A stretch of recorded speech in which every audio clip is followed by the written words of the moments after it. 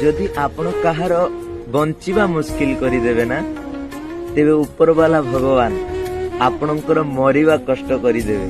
आ जानिचंती याको ही कर्मर फल कुहा जाए। तेणु करी कुहा जाए आज्ञा जदि आपण आंब गछ लगाईकी केबे पणस खाइबा पई चाहिले मध्य मिले नाही, अर्थात जदि आपण काहाकू कष्ट देबे, दुख देबे, जंत्रणा देबे तेबे आपण कोन भाबुचंदी मो जीवन रे सुख शांति समृद्धि पाइबी बोली?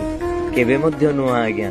तेणु करी न्यूटन कहिथिले every action have a equal and opposite reaction, अर्थात प्रत्येक कर्मर समान एवं विपरीत प्रतिक्रिया रही थाए।